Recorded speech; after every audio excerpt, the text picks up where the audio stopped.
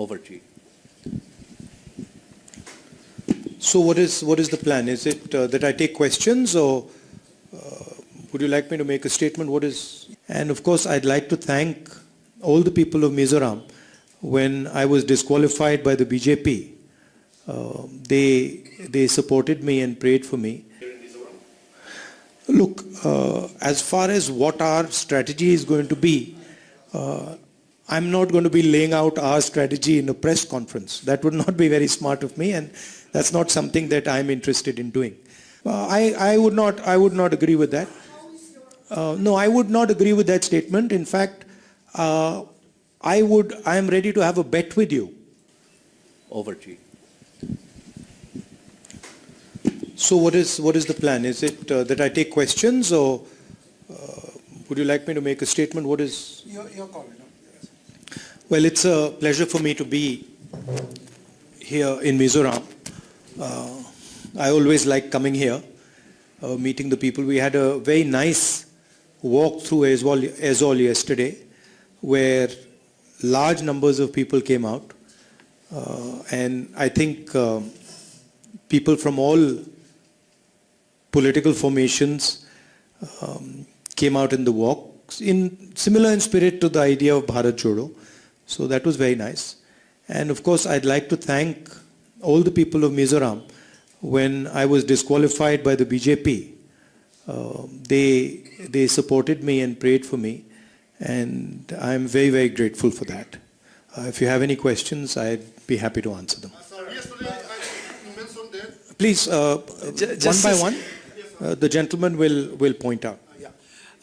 Please raise your hands. We'll give chance to everybody. So you have raised first, and then you can ask. If it is a Mizo question, Purema will translate it to Rahul Gandhi. Thank you. Yesterday, you mentioned that India will defend your culture, traditional language. You said yesterday that how will you defend? Well, the BJP and the RSS have a different vision of our country than we do. We believe that India is a union of states. All religions, all cultures, all histories need to be protected. The Congress party helped lay the foundation of our country. And we have a record of defending that foundation. The BJP is attempting to capture the entire institutional framework of the country.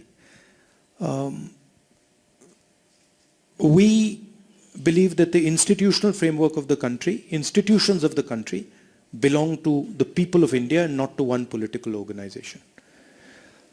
So essentially, our vision is one of decentralization, one of giving power to the people, and their vision is one of centralizing power in Delhi and taking all decisions from the center. So we will defend the idea of India by protecting the values of the idea of India, by protecting the constitution of India, by protecting the institutional framework of India, and by making sure that people, regardless of their religion, regardless of their history, regardless of their cultural background, can express themselves and have freedom and comfort to live in this country. And that's the idea behind the alliance called India. Also, it's important to realize that we represent 60% of India. We represent more people in the India alliance than the BJP does. Sir, what will be the... Please just say your name and so I get a sense. Sir, my name is Aizawl. I'm from voluntarily to Aizawl. So, what will be the strategy of INDA to win back the northeastern state? So, and my second question is, we keep seeing Twitter posts as one particular northeast leader is attacking you and your party. So, he's also the chief minister of Assam. So, will the BJP notice Himanta Biswa Sarma be able to convince voters in Mizoram if he's sent to campaign here in Mizoram? Look, as far as what our strategy is going to be, I'm not going to be laying out our strategy in a press conference. That would not be very smart of me, and That's not something that I'm interested in doing. But broadly, I can tell you that the different states in the Northeast are being attacked by the BJP and the RSS. Your religious foundation, your languages, they're all attacked by the idea of the RSS. RSS believes that India should be ruled by one ideology and by one organization. And that is really what we are fighting against. We simply do not accept that, and we do not believe that. We want the people of Mizoram to take decisions for their future. We want them to be comfortable. We want them to be comfortable in expressing themselves, in expressing their religious practices, in expressing their social practices. And we do not believe that Mizoram should be ruled directly from Delhi. We believe in devolving power to the people of Mizoram, and that's really the fight that is taking place. Look, if you look at the two political parties, right, the MNF and the ZPM, it's very clear that these are both entry points for the BJP. MNF is directly allied with them, and it's very clear that the ZPM is not fighting the BJP. It is in fact a platform for the RSS to enter Mizoram, you know. And I think that is what essentially the Chief Minister of Assam is doing for the BJP. He is acting as he's acting to help them with the cultural annihilation of the Northeast, right? With the destruction of the cultures of the Northeast. And we believe that the cultures of the Northeast, the languages, religion of the Northeast is central to the idea of India. Yesterday I said in my student interaction that what has happened in Manipur, right, is an attack on the idea of Manipur, but also a direct attack on the idea of India in Manipur. And that is, the Manipur model is the RSS model. We're not going to unfortunately allow multiple questions. As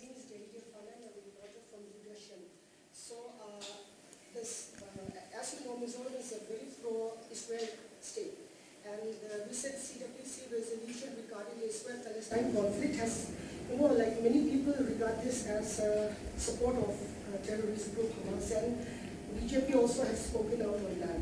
So, our resolution is very, very clear. What we are saying is that we are against violence of any kind. We do not appreciate any type of violence against innocent civilians, regardless of who does it and how it is done.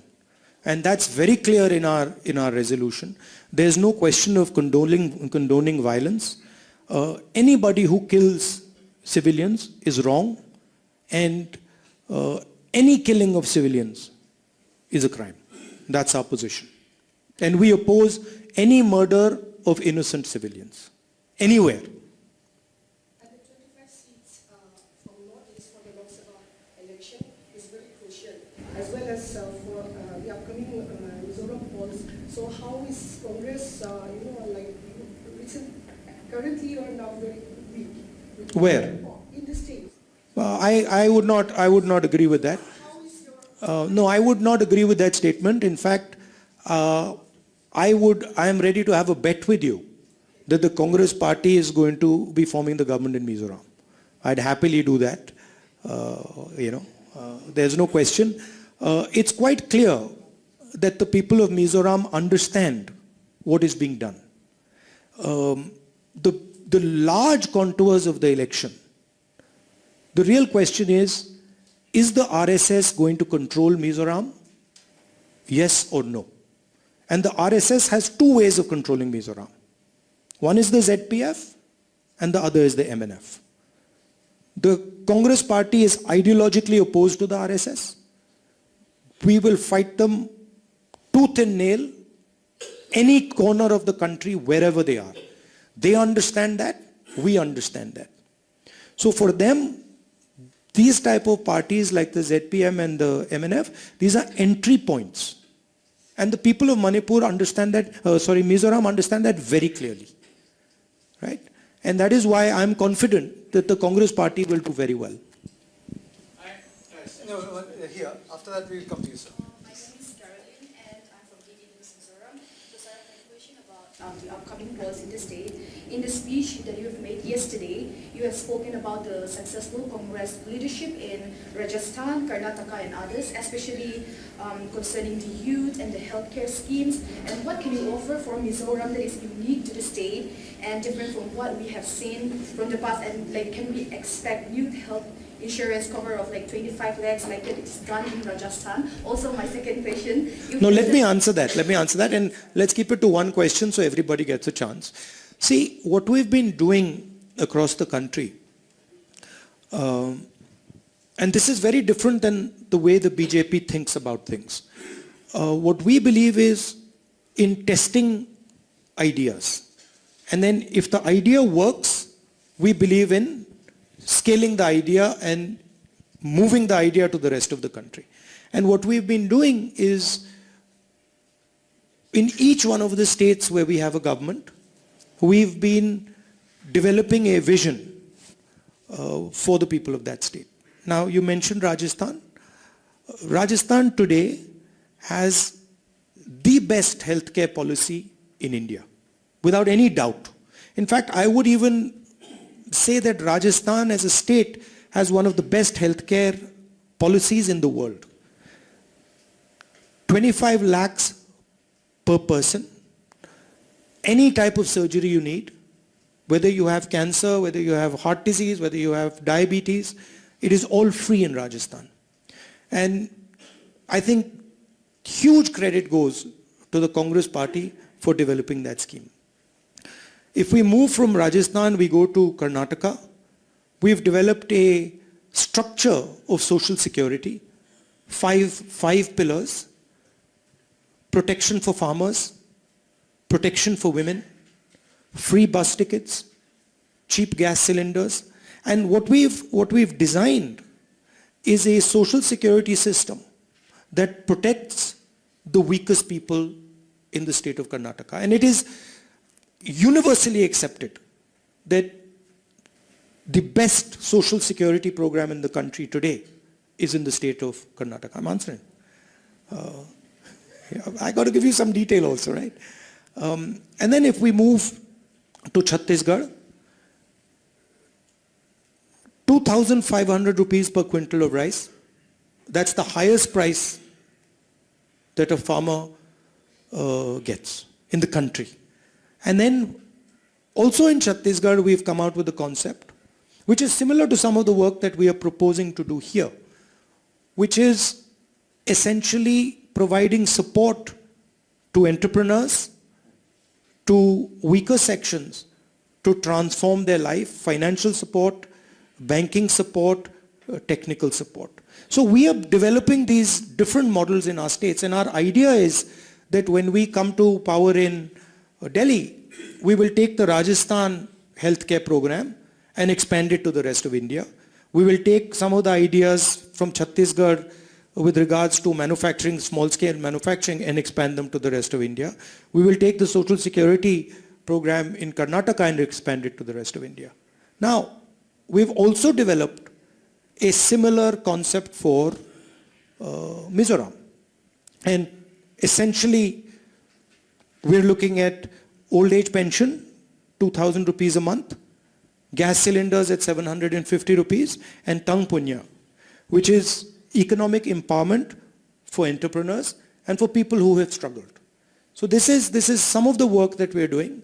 It's work in progress, but we are confident that we are going to provide a vision for Mizoram that will help the young people of Mizoram. Yesterday in my walk, I met a young man who was working in an NGO, and he fights the drug menace in Mizoram. And I asked him, listen, why are drugs increasing in Mizoram? And his simple answer was unemployment, because we are simply not giving the people of Mizoram, young people of Mizoram, the ability to be employed. We are not creating employment, and that is why you have this drug problem. At least one of the reasons you have this drug problem. So we will focus on providing jobs for young people by developing entrepreneurship programs, by making sure the banking system is open to young entrepreneurs, and we will think about holistic development of Mizoram. Yes. It will come to you, sir. Yeah, I'm also from local press. I'm representing one of the reserves. Let the gentleman finish. Okay. I am representing one of the reserve areas. My question is maybe similar to the first question. There is anti-conversion law now in force in some states, including the state of Madhya Pradesh, which is the going to the poll with Mizoram. If you talk about love, you talk about hatred, you talk about social harmony, and all these things, intolerance, also enmity. We have post-Christian view, anti-conversion law responsible for all these evils. So if your party is power in this state, in the coming election, what will you do regarding this? Our position is very clear. It has been clear since the days of Mahatma Gandhi. We believe in the protection of people's rights. What people choose to believe in is their business, and it is their choice. I have been stating again and again in Mizoram that your religion, your history and your culture is under attack. It is important that you understand the mechanism of this attack. The two opposition parties, the two parties here, MNF and ZPM, are instruments of that attack. They are going to be used by the BJP to enter Mizoram.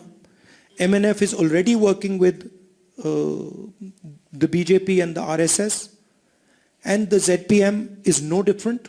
They are going to do exactly the same thing. Please look at the record of the Congress party. We are the party that brought the constitution.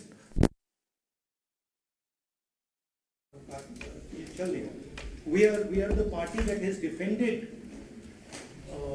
the right of religious minorities, and our record is clear for every single person to see. Your question, please. Yes. So, since the lights are out, I'd like to request for 2 questions, please. Sorry? I'd like to request if I can ask 2 questions. We have 1 question per person, and the lights have come on, so. What is your view on Mizoram government's support for Chin refugees from Myanmar? Right now, India is not a signatory of the Refugee Convention. Will this change if Congress comes to power? Well, this is something that our local people here will have to answer. Look, as far as I'm concerned, my main point here is to focus people's attention and not to distract people's attention. Okay? And the message I want to give the people of Mizoram is very clear. The Congress party has a program, has a record, number 1.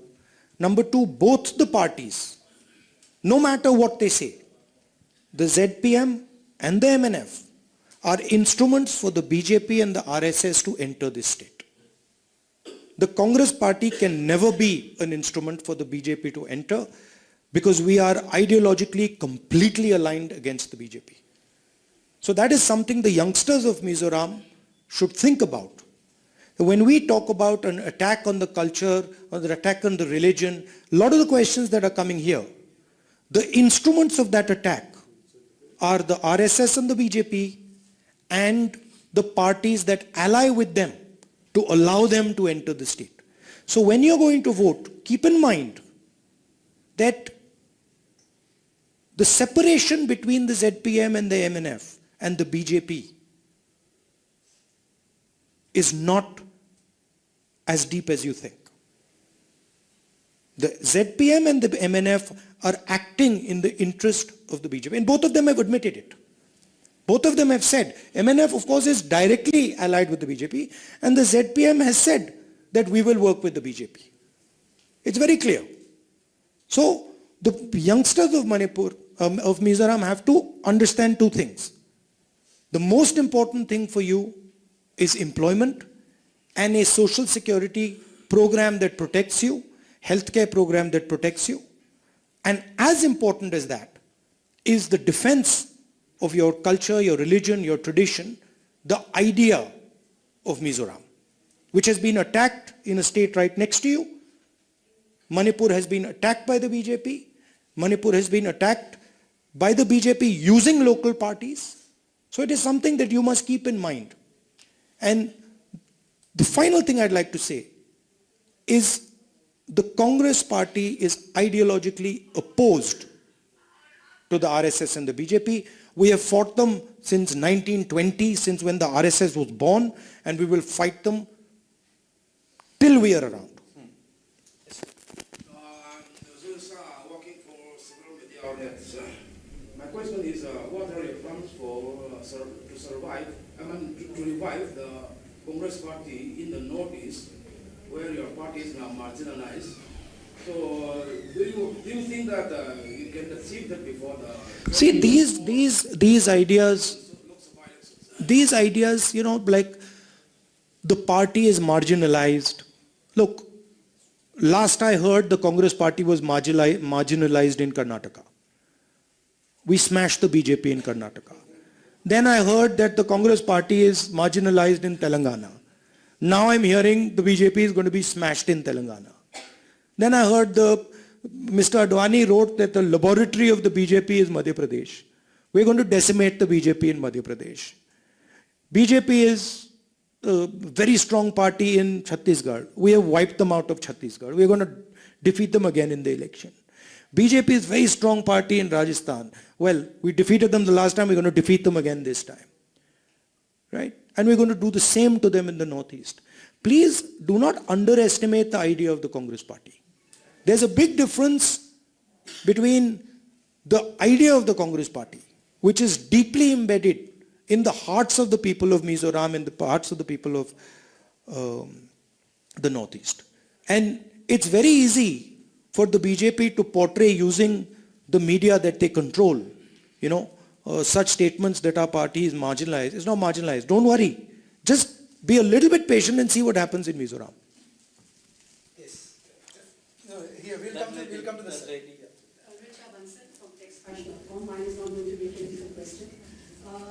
What is the Congress plan, for weavers, the people at the grassroots level, the weavers, the artisans, the crafts, the handicraft? All these are languishing big time. A lot is being done, but still a lot more needs to be done. So what is going to be your blueprint, say, for, I'm just not asking specific to Mizoram and across the country. Yeah. See, it's important to understand first what the BJP is trying to achieve, right? Essentially, if you look at their policies, they are designed to attack and destroy small and medium businesses. GST is designed to help Mr. Adani, 3 or 4 of the biggest businesses, and to destroy the lives of small entrepreneurs, small businesses. Demonetization, again, designed to help the biggest businesses, destroy the lives of small and medium businesses. The farm laws, again, designed to help the biggest players and destroy the small players, right? Take the surplus away from the farmers, put pressure on the laborers, and use import and export prices to take money away from the farmers. So that's basically the strategy. Now, we believe that that strategy causes huge problems for India, because India simply cannot produce the jobs that are needed. Largest businesses, Mr. Adani doesn't produce many jobs. The bulk of jobs that are produced in our country are produced by small and medium businesses. So in our view, small and medium businesses are the backbone of employment. And that's where you have to start if you want to revive India's economy. Okay? First of all, look at the banking system. How much of our public sector banks' money goes to Mr. Adani and how much of it goes to small and medium entrepreneurs? So one step that we would like to take is to shift that balance and to say, okay, there is a space for big players, but large amounts of money must also go to small and medium players. Second, every single district in India has something that they produce very well, traditionally, right? Every district in Mizoram, for example, must have a speciality. What are we doing to promote that? What support are we giving to the small entrepreneurs to help them to compete with, say, the Chinese? So these are the type of things that we would focus on. And I think the Tang Punya program is aimed at exactly the point that you're raising, at least here. If you're seriously interested in it, look at some of the work that we've done in Chhattisgarh, where we've gone district by district by district and targeted specific skills and specific products and helped entrepreneurs develop them. Skilling is another I think we should Yeah. take it later. Thank you. But that's an important question. We have limitation of time. No, please. We have a couple of more questions we requested also. This is Shabana from PTI Audiovisuals. My question to you is that apart from Mizoram, there are other states which are also to undergo polling like next month. So at this point of time for Congress, how challenging it is to keep their positions intact when there is a most important election, that is 2024, as far as Indian alliance is concerned. And at the same time, we have seen the way BJP is campaigning, targeting Congress on the issues of corruptions, on dynasty politics, and other things, vote bank politics. Which party? What does Amit Shah's son do? What is he doing exactly? What does Rajnath Singh's son do? No, but I'm asking you the question. You're talking about dynastic politics. Last I heard Amit Shah's son is running Indian cricket. So, please be objective. Look at the leaders in the BJP and ask yourself the question what their children are doing. And you'll find that many of their children, Anurag Thakur, many of their children are dynasties. How challenging it is for the Congress to keep their position intact as far as 2024 elections Yeah, are also concerned. I'll answer your question. If you look at the states where we are fighting elections, Telangana, Madhya Pradesh, Rajasthan, Chhattisgarh, and Mizoram, we're going to win in every single state. So it's not. I'm actually surprised. It's not challenging because when I go to Madhya Pradesh, I see a huge upsurge against the BJP. When I go to Chhattisgarh, I see huge support for our government's work there. The same in Rajasthan. So the people who are going to be having to hold on to their position is the BJP and not us. And I think if you look carefully at the opinion polls, you will find support for what I'm saying. Yes, your question. Second last question, and then one more question. And then do you believe the Congress party can win in this upcoming Mizoram election? And how many seats do you expect? I'm not. I can't tell the future, but I'm confident that the Congress party will do very well in these elections. I think there is a general tendency to underestimate the Congress party. And the Congress party is very strong in Mizoram. As an idea, it is very strong, and I think it will do well. last question. So I'm Javed. I write for the Week and Mizoram, and I'm a voter of Wayanad constituency. So yesterday in your speech you mentioned that Manipur has become 2 states, and one of the main demand of the Kuki community is a separate administration. According to them, separation is the only solution.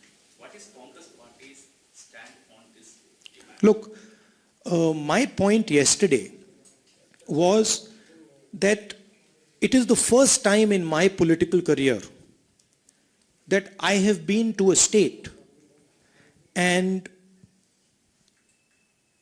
literally when I went from one area, from a Kuki area to a Meitei area, no Kukis could come with me. And when I went from Meitei area to Kuki area, no Meiteis could come with me. So my point was that the politics of division and the politics of hatred has created a division in the state. And that division needs to be repaired. The hatred that the BJP has spread needs to be removed and bridges need to be built between the two communities. That was my point about Manipur. And I framed it by saying that the idea of India, which is respect, love and affection between communities, has been destroyed in Manipur by the BJP. And that idea of India, where people respect each other, have affection for each other, needs to be repaired. That was my point. Please, we have said, that we have adhered to It's also very interesting to me. It's very interesting to me, and I still don't understand it. You can sit down. And I still don't understand it.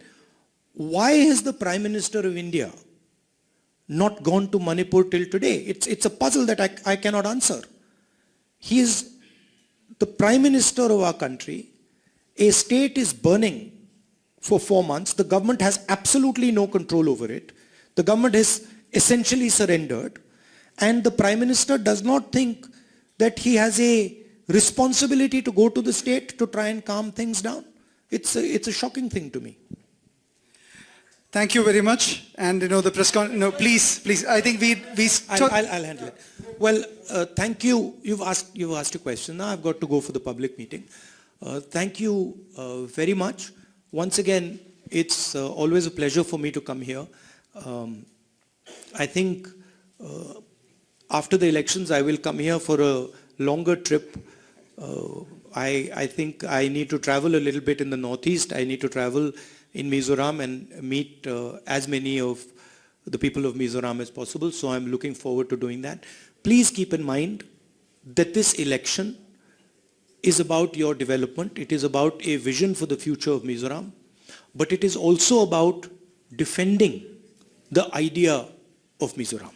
Defending your freedoms, defending your tradition, defending your religion. And remember, and I do not say this lightly, remember the MNF and the ZPM are entry points for the BJP. The BJP is using them as a platform to enter Mizoram and then to play havoc in Mizoram. Please ensure that the BJP's game is foiled, and remember that the Congress party is the only party that fights the BJP tooth and nail, and it is the party that is most aggressively attacked by the BJP. That is the way you know who is fighting the BJP, is how aggressively the BJP fights. The BJP has taken away my membership, they've taken away my house, they've attacked me, they put 25 cases on me. This is an indication of how aggressively we fight the BJP. Because we believe fundamentally that the BJP is a threat not just to Mizoram. The RSS is a threat to the idea of India, and we are going to defend the idea of India in every single state, including Mizoram. So I want the youngsters, when they're voting, to think about this. Do not let your vote become an entry point for the BJP. Stop the BJP, because the consequences will not be good. I love coming here. I love the people of Mizoram, and I look forward to meeting you. Unfortunately, during the Bharat Jodo Yatra, we went south to north, but hopefully I will come and spend some detailed quality time with the youngsters of Mizoram. Thank you very much. And unfortunately, all the press people, we couldn't answer. Every one of you didn't get a choice, didn't get a chance to ask questions. So I apologize for that, but time is always limited in these type of interaction. Thank you for coming. Poor Rahul Gandhi, there is a request for a group photograph. We can sit here. Thanks.